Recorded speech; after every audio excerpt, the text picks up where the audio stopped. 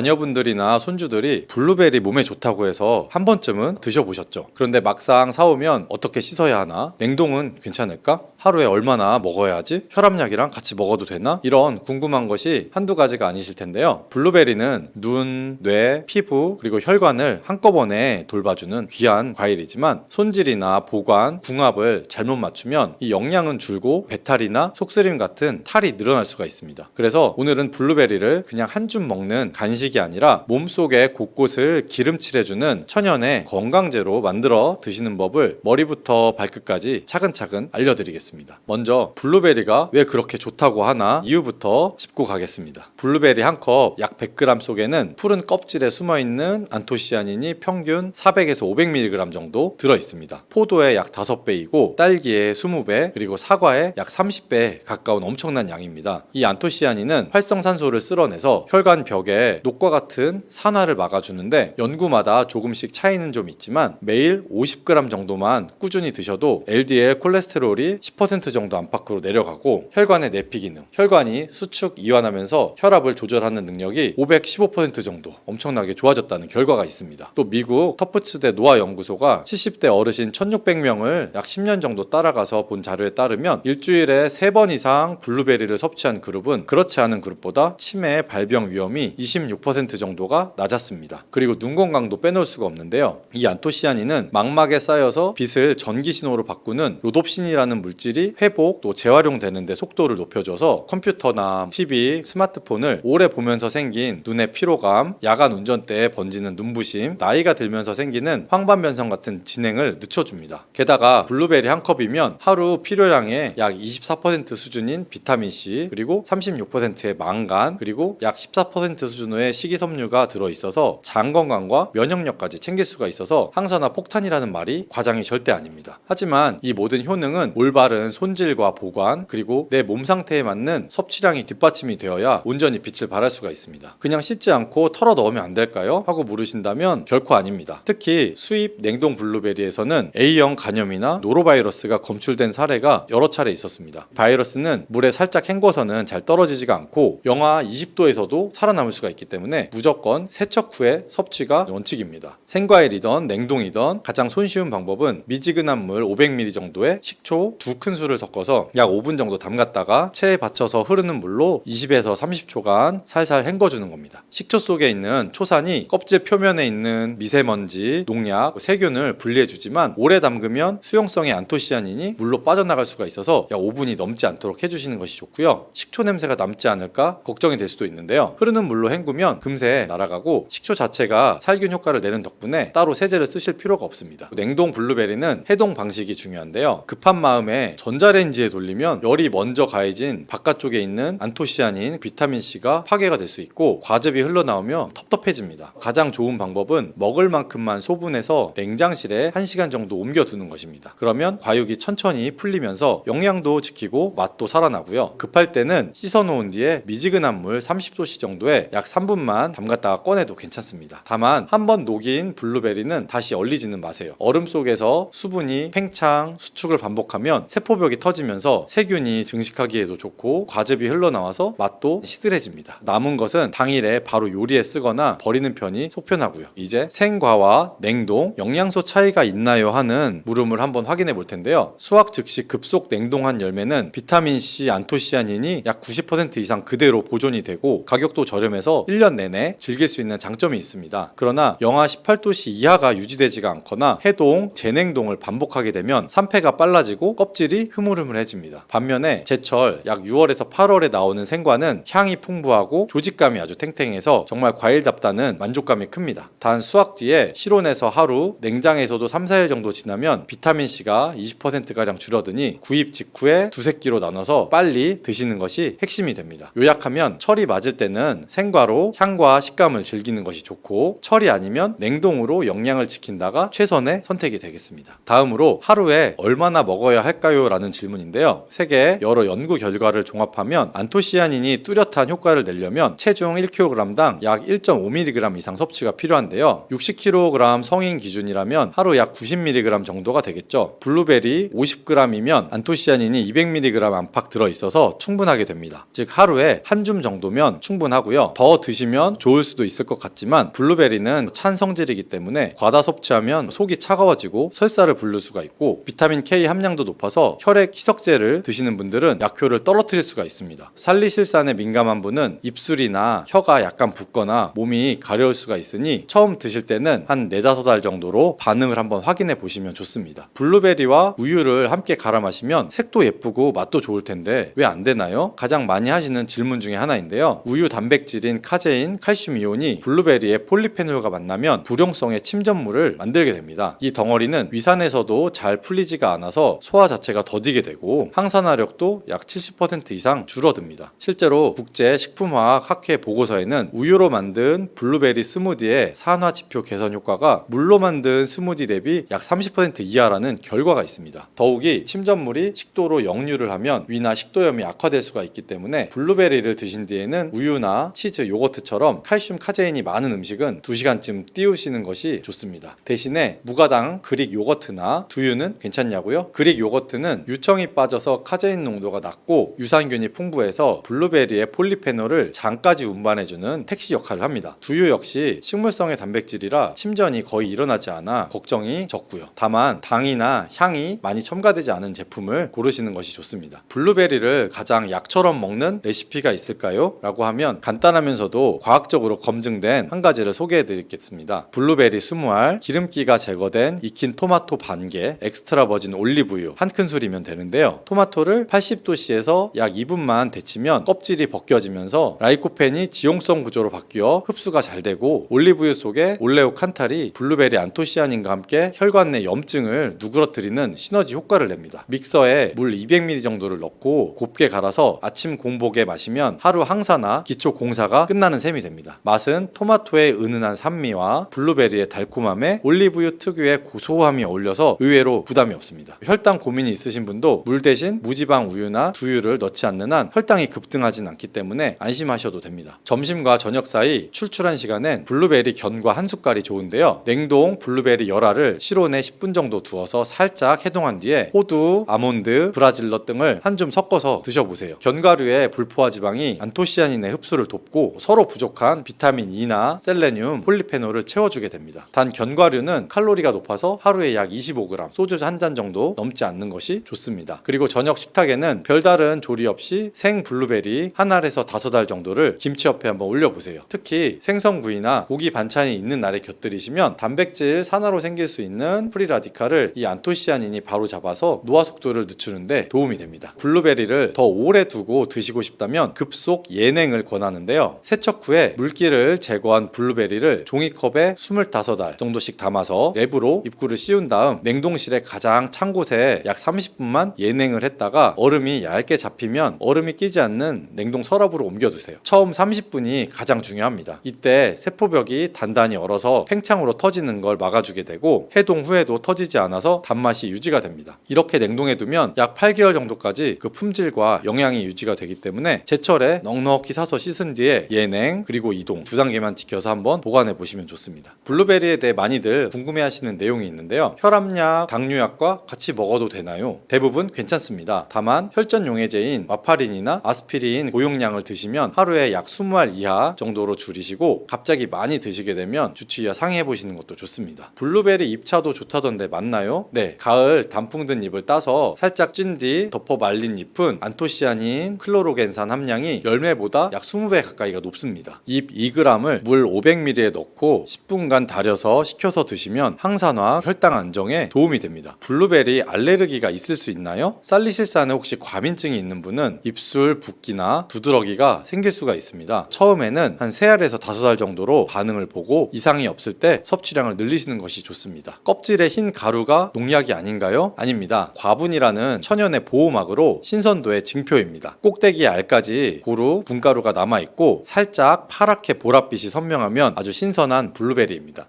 아침 공복에 무엇을 먹느냐가 건강을 좌우한다는 사실 알고 계셨나요? 살이 잘 붙지 않아 걱정이신 분, 반대로 올챙이 배가 내려오지 않아 답답하신 분, 혈압, 혈당, 콜레스테롤 수치가 점점 올라가서 고민이신 분 모두에게 도움이 될 만한 내용이니 끝까지 편하게 들어주세요. 우리가 자는 동안 위장은 휴식을 취하고 간과 근육은 밤새 혈당을 서서히 사용을 합니다. 그래서 아침에 일어났을 때 몸속 에너지 탱크는 텅 빈 상태가 되는데 이때 무엇을 넣어주느냐에 따라 혈당 곡선과 배고픔의 곡선, 심지어 하루 종일 이어지는 기분 곡선이 달라지게 됩니다. 특히 60대 이후에는 위산과 소화효소가 20대의 절반 수준으로 떨어지고 잠깐 올라간 혈당도 혈관에 더 큰 부담을 주기 때문에 빨리 많이 달게 들어오는 음식은 되도록 피하는 것이 좋습니다. 자, 그럼 공복에 꼭 챙기면 든든하고 안전한 음식부터 한번 살펴볼까요? 첫째는 삶은 달걀입니다. 달걀 흰자에는 근육을 지키는 고급 단백질이 있고 노른자에는 기억력과 집중력을 돕는 콜린, 루테인, 비타민 D가 가득 들어 있습니다. 당질은 거의 없어서 혈당을 올리지 않고 포만감을 오래 유지해서 점심때 과식할 걱정도 줄어듭니다. 콜레스테롤이 높아 걱정이신 분은 하루 한 알, 약으로 관리 중인 분은 2알, 수치가 정상인 분은 3알까지 드셔도 무방합니다. 껍질을 까두었다가 외출 전에 주머니에 넣고 다니면 간식의 유혹도 이겨내기가 쉽겠죠. 둘째는 무가당 그릭 요거트인데요. 일반 요구르트에서 수분을 빼 농축했기 때문에 같은 양이라도 단백질은 약 2배, 당분은 절반 이하가 됩니다. 한 컵만 먹어도 아미노산이 10g 이상 들어와서 근육 손실을 막아주고 뱃속의 호르몬인 인크레틴 분비를 자극해서 식욕을 자연스럽게 내려주게 됩니다. 처음에는 좀 심심하게 느껴지지만 얼린 블루베리나 잘 익은 바나나 반쪽을 살짝 곁들여 보시면 아주 달콤하게 드실 수가 있습니다. 꿀을 넣고 싶으시다면 티스푼의 반 정도 양만, 또 향이 심심하다 싶으면 올리브유 한 방울을 한번 떨어뜨려 보세요. 고소한 맛이 살아나면서 혈당 상승도 더욱 완만해질 수 있습니다. 세 번째는 콩인데요. 전날 밤에 물에 불린 병아리콩, 검정콩, 완두콩을 아침에 약 10분만 삶아두면 뜨끈한 2주먹 분량이 나오는데 여기에는 단백질, 식이섬유, 칼슘, 마그네슘이 골고루 들어있어서 뼈와 혈관, 장 건강을 한꺼번에 챙길 수가 있습니다. 씹는 것이 조금 번거로우시다면 설탕과 첨가물이 들어있지 않은 순두부 한 컵이나 무가당 두유 한 잔으로 바꿔도 효과는 비슷합니다. 콩 단백질은 동물성 지방과 다르게 혈관을 막지 않고 콩 껍질에 수용성 식이섬유가 장내에 유익균을 늘려서 체내의 염증을 낮춰주기 때문에 움직임이 부족해도 속은 편안해졌다라고 말씀하시는 분들이 많습니다. 네 번째는 사과, 당근, 양배추를 갈아서 만든 CCA 착즙 주스인데요. 사과의 펙틴은 독소를 흡착해서 변으로 내보내고 당근의 베타카로틴은 눈과 피부를 살려주고 양배추의 설포라파는 위 점막을 보호해줘서 전날에 먹었던 튀김이나 술의 자극을 부드럽게 씻어줄 수가 있습니다. 믹서보다 착즙기가 좋다고들 하지만 껍질째 잘게 썰어서 약 10분 이상 꼭꼭 씹어서 먹으면 식이섬유까지 통째로 들어오기 때문에 기계가 없어도 사실 상관이 없습니다. 다만 틀니를 하셨거나 혹은 잇몸이 약하신 분들은 저속으로 착즙을 하시거나 믹서를 활용해 보시면 조금 더 편하실 수는 있고요. 이제 공복에 절대 피해야 할 음식도 한번 알아봐야겠죠. 첫 번째 금지 목록은 시리얼과 우유, 빵, 떡, 면, 과자 같은 정제된 탄수화물입니다. 밀가루나 흰쌀을 곱게 갈아서 설탕, 소금, 기름으로 버무린 다음에 바삭하게 만들고 우유와 함께 들이키게 되면 10분 만에 혈당이 약 180에서 200까지 치솟게 됩니다. 그러면 췌장에서 인슐린이 폭포처럼 분비가 되면서 2-3시간 뒤에는 90 아래로 곤두박질 치게 되고 손발이 떨리면서 속이 허해져서 또다시 단 것을 찾게 되는 혈당 롤러코스터가 시작이 될 수가 있습니다. 아침을 한번 잘못 먹은 탓에 온종일 과자나 커피, 주스가 이어지게 되고 저녁이면 기운이 빠져서 움직이기 싫어지는 악순환을 불러오게 되는 거죠. 두 번째는 바로 단맛의 음료인데요. 비타민 음료 한 병에는 각설탕 한 8알 정도, 그리고 시중에 커피 우유 한 팩에는 12알 정도의 설탕의 양이 녹아 있습니다. 제로라는 이름이 붙어도 아스팔탐이나 수크랄로스 같은 인공 감미료가 장내의 균형을 깨트릴 수가 있어서 인슐린 저항성을 키운다는 연구가 늘고 있으니 갈증에는 물이나 보리차, 레몬 슬라이스 물로 대신하시기를 권장해 드립니다. 세 번째는 공복의 커피인데요. 카페인은 위산을 과다하게 분비시켜서 속쓰림과 또 역류성 식도염을 일으킬 수가 있고 교감신경을 자극해서 혈압과 맥박을 올리게 됩니다. 커피가 없으면 화장실을 못 간다 하시는 분들은 디카페인 커피를 식후에 한 잔으로 바꾸어도 장운동 효과는 비슷하다고 하니 안심하셔도 좋겠습니다. 네 번째 음식은 튀긴 음식, 라면, 국물, 그리고 짭짤한 통조림인데요. 약 200도씨 이상의 고열에 노출이 되면 식품 속의 단백질이 당과 엉기면서 AGES라는 당 독소가 되는데 이 물질이 혈관과 뇌세포에 달라붙어서 치매, 동맥경화를 촉진한다는 보고가 잇따르고 있습니다. 라면 국물 한 그릇에는 하루 권장 나트륨의 2배가 들어있으니 나는 면만 건져 먹겠다 하셔도 맛 국물을 두어 숟갈 드시다 보면 어느새 나트륨 폭탄을 자연스럽게 들이킨 셈이 됩니다. 그렇다면 도대체 아침은 어떻게 차리는 것이 좋을까요? 한 가지 예를 들어보면 전날 밤에 현미, 귀리, 검정콩을 2대 1대1 정도의 비율로 반컵씩 씻어서 전기밥솥에 예약을 걸어두고요. 아침이 되면 눅진한 잡곡밥이 완성이 되어 있겠죠. 밥 반 공기 정도에 삶은 달걀 2알, 데친 시금치 한 줌, 깍둑 썬 사과와 당근을 올린 뒤 그릭 요거트 한 숟가락을 곁들이면 한 그릇에 아주 좋은 아침이 완성이 됩니다. 장이 약한 분들은 밥의 양을 절반으로 줄이고 그릭 요거트와 콩의 양을 늘리시면 되고요. 살이 빠져서 걱정인 분들은 아보카도 반 개나 올리브유 한 숟가락을 추가해서 열량을 보충하시면 좋습니다. 조리 시간조차 아깝다 하시는 분은 달걀에 그릭 요거트, 바나나 요 3종 세트만 챙기셔도 충분합니다. 달걀은 전날 밤에 미리 삶아두고 요거트와 바나나는 컵에 담은 다음에 포크로 열심히 으깨서 섞어주시면 3분에서 5분이면 금방 완성이 됩니다. 견과류 한 줌을 뿌려주시면 씹는 즐거움까지 갖춘 완벽한 한 끼 식사가 되겠죠. 심지어 밖에서 먹을 때도 편의점에 가셔서 삶은 달걀, 무가당 그릭 요거트, 바나나 요 3가지만 골라주시면 되니까 고민할 일이 없습니다. 드실 때는 꼭 약 15분 이상 천천히 숟가락을 내려놓고 대화도 나눠가면서 열심히 씹어서 드시는 것이 좋습니다. 포만감의 신호가 뇌에 도달하려면 최소한 20분 정도 걸리기 때문인데요. 젓가락 식사도 좋은 습관이 될 수가 있습니다. 밥과 반찬을 젓가락으로 집어서 먹으면 자연스럽게 속도가 늦어지고 꼭꼭 씹는 동안 침 속의 아밀라제가 탄수화물을 미리 분해해서 위장의 부담도 줄여주게 됩니다. 아침을 이렇게 바꾸면 나타나는 변화는 의외로 빠른데요. 첫째 주에는 공복 혈당이 10에서 20 정도 내려갑니다. 둘째 주가 되면 점심 직전에 당 떨어지는 느낌이 사라지게 되고요. 셋째 주 정도가 되면 저녁 늦게 뭔가가 당기는 야식 증후군이 줄어들게 됩니다. 넷째 주가 되면 허리띠가 한 칸 정도 여유로워지게 되고 밤에 화장실을 가기 위해 깨는 횟수도 줄어서 잠이 깊어졌다는 걸 체감하실 수가 있습니다. 실제로 단 음료를 3리터씩 마시던 50대 여성분이 이런 방식으로 3개월 만에 당화혈색소를 15에서 6.2까지 낮춘 사례도 있으니 나이가 많아서 난 이제 늦었어 라는 걱정은 접어두시는 것이 좋습니다. 혹시 나는 아침 쓰린 속 때문에 죽, 누룽지, 미숫가루 같은 부드러운 것밖에 못 먹어 하신다면 먼저 저녁 식사 시간을 4시간 정도 한번 앞당겨 보세요. 위에 남아있던 음식물이 완전히 비워지게 되면 위산이 과다 분비될 일이 적어서 아침에 속쓰림이 줄어듭니다. 그 다음 달걀, 콩, 요거트를 삼키기가 아니라 씹기 방식으로 드셔보시면 의외로 속이 편안하다는 걸 느끼실 수가 있습니다. 맛이 좀 심심해서 이게 무슨 재미냐 싶으시면 달걀에 카레가루 한 꼬집, 요거트에는 계피가루 한 꼬집을 넣어서 향을 한번 살려보세요. 카레, 커큐민, 계피의 시나믹산은 둘 다 혈당의 상승 속도를 늦추고 염증을 낮춰주는 양념 속의 약과 같은 것이니 마음 놓고 활용하시면 좋습니다. 다음으로 아침 식단을 꾸준히 지키는 비결을 한번 알려드리겠습니다. 첫째는 냉장고문에 계란, 콩, 요거트, 채소, 과일 작은 것 이런 순서를 적은 메모를 붙여서 놔둬보시고요. 문을 열 때마다 눈에 자연스럽게 들어오기 때문에 손이 움직이게 됩니다. 둘째는 아침 달력을 만들어서 매일 먹은 메뉴를 적고 정제 탄수화물 0일에 동그라미 표시를 한번 해보세요. 열흘, 20날 동그라미가 이어지다 보면 괜히 뿌듯해져서 중간에 포기할 마음이 사라지게 되겠죠. 셋째는 한 달에 하루 정도는 자유 아침으로 정해서 친구분과 다른 식당이나 빵집을 가더라도 나는 계란, 요거트 먼저 먹고 시작한다는 원칙만 지켜보시면 됩니다. 규칙은 90%가 지켜지면 성공이 되기 때문이죠.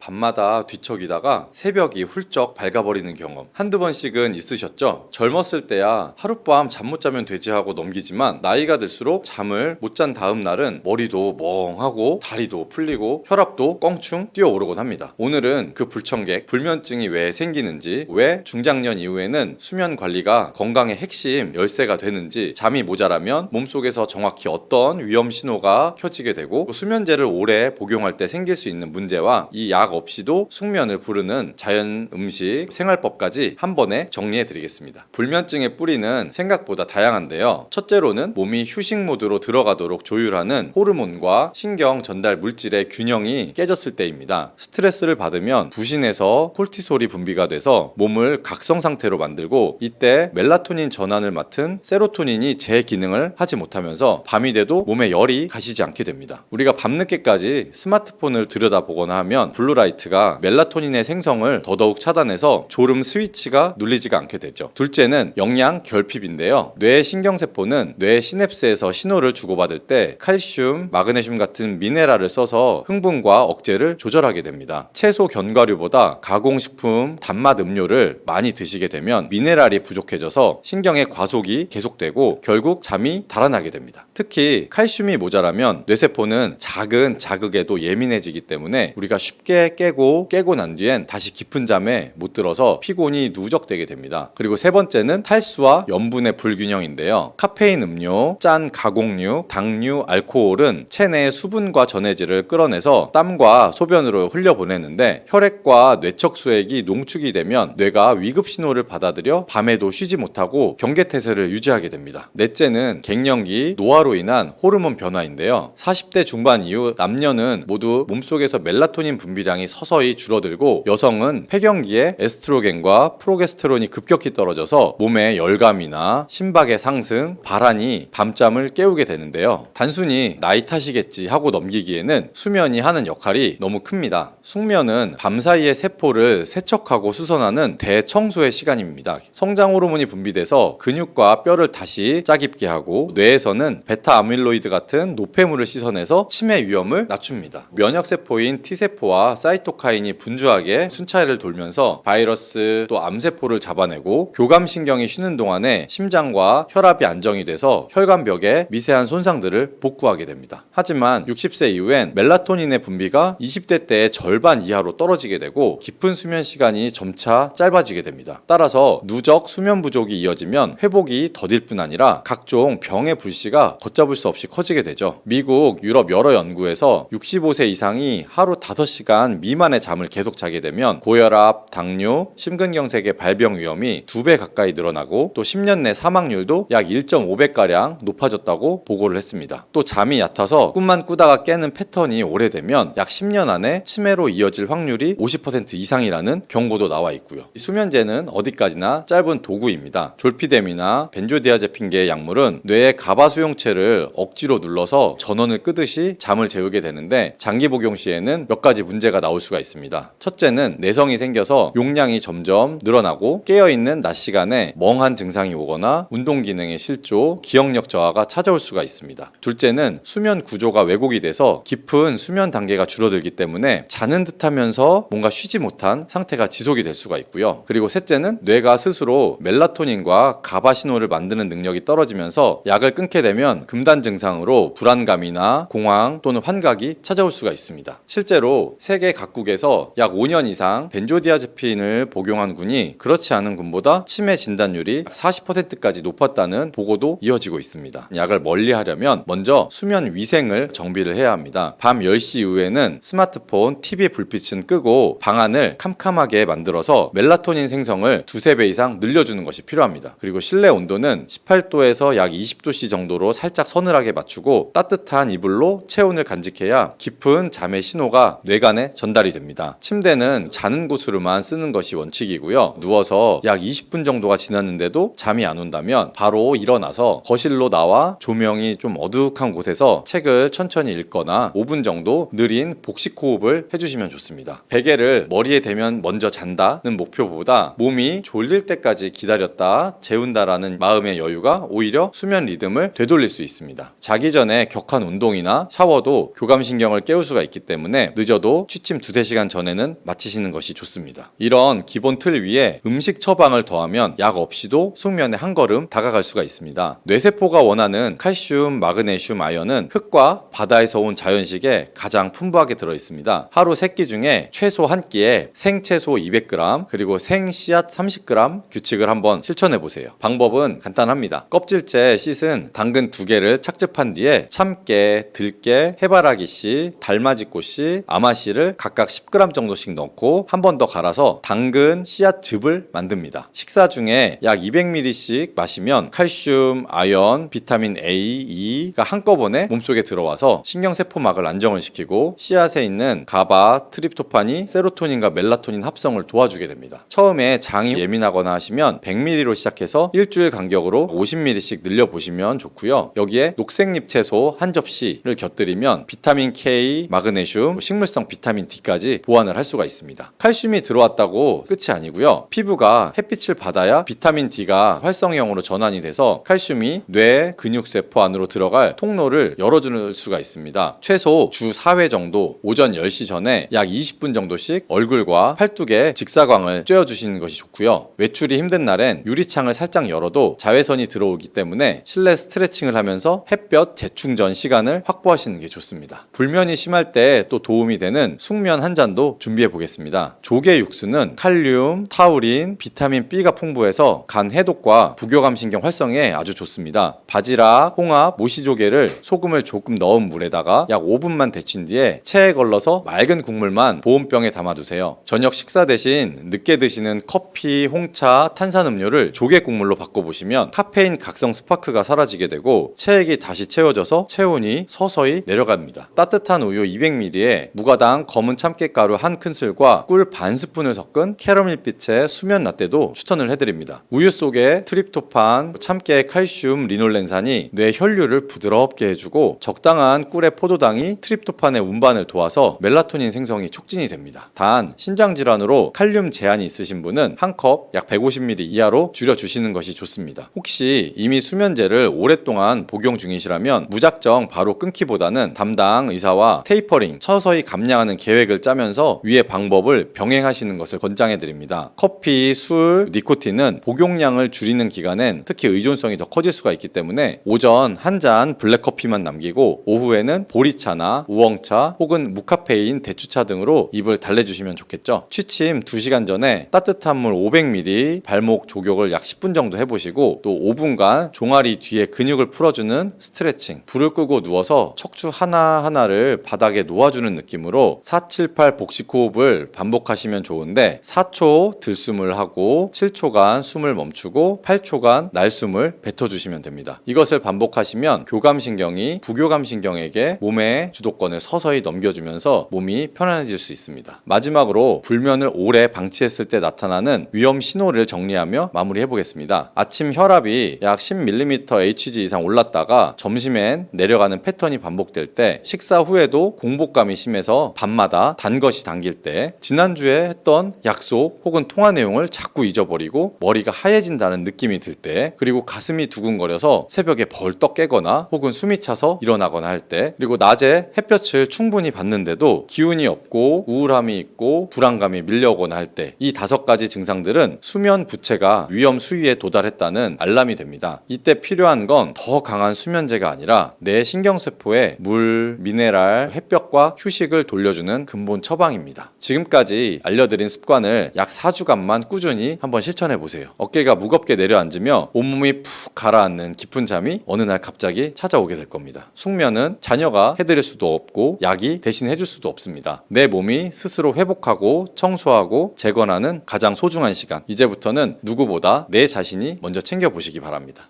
밥상에서 가장 흔하지만 제대로 알고 먹으면 약이 되기도 하고 무심코 먹으면 탈이 날 수도 있는 채소, 바로 상추 이야기입니다. 고기쌈에 빠지지 않는 녀석이라 대수롭지 않게 여기기 쉽지만 상추 안에는 뼈를 채우고 잠을 부드럽게 불러주고 장을 깨끗이 쓸어주는 영양과 약성이 아주 골고루 담겨 있습니다. 다만 그냥 수돗물에 헹궈서 바로 먹었다가 배탈이 나거나 식중독까지 갈 수 있다는 점도 꼭 기억하시는 것이 좋습니다. 왜 그런지, 어떻게 씻고 보관해야 안전한지, 어떤 음식과 짝을 지어 효능이 배가 되는지를 차근차근 풀어드릴 테니 끝까지 한번 들어보세요. 어렵지 않게 이해하기 편하시게 천천히 말씀드리겠습니다. 먼저 상추를 물만 흘려서 씻어서 바로 드시면 위험해질 수 있는 이유부터 살펴볼 텐데요. 상추 잎의 표면에는 사람의 머리카락보다 훨씬 가느다란 주름과 미세한 돌기가 빽빽하게 나 있습니다. 이곳이 바로 대장균을 비롯한 장내 세균이 숨기 좋아하는 장소인데요. 물살을 세게 틀어도 주름 사이 깊숙한 곳까지는 잘 닿지가 않고 밭에서 딴 뒤에 20에서 25도씨 정도의 실온에 잠시 놓여 있기만 해도 균이 폭발적으로 늘어날 수가 있습니다. 미국 듀크대 식품안전 연구팀이 실험한 결과에 따르면 씻은 상추를 실온에 30분만 두어도 대장균 수가 10배 가까이 늘었고, 반대로 4도씨 이하의 냉장에 30분간 넣었을 때는 균의 증식이 멈추거나 절반 이하로 줄었다고 합니다. 흐르는 물로 후다닥 씻어서 곧바로 접시에 올리는 것이 오히려 균을 살려서 몸속에 옮기는 셈이 되는 것이죠. 그렇다면 안전한 세척의 보관 보관법은 어렵냐고요? 전혀 아닙니다. 단계를 4가지만 기억하시면 되는데요. 첫 번째는 한 장 한 장 잎을 떼서 미지근한 물에 약 5분 정도 담가두어서 묵은 먼지와 농약의 찌꺼기를 불려주시고요. 둘째는 흐르는 물에서 살살 흔들면서 씻되 밑동에서 잎 끝의 방향으로 쓸어내려서 주름의 안쪽까지 물이 스며들게 합니다. 셋째는 깨끗한 행주나 키친타월로 물기를 톡톡 눌러서 닦고 잎을 두세 조각으로 손으로 찢습니다. 잎을 자르거나 찢는 일을 꼭 하시는 이유가 있는데요. 상추가 손상이 되면 락투카리움이라는 흰색의 진액이 조금씩 배어 나오는데 이 속에 든 락투신, 락투코피크린 등이 세균을 억제하고 신경을 부드럽게 해주는 성분이라서 잎을 통째로 둘 때보다 약 1.5배 이상 항균과 진정력이 높아진다는 보고가 있습니다.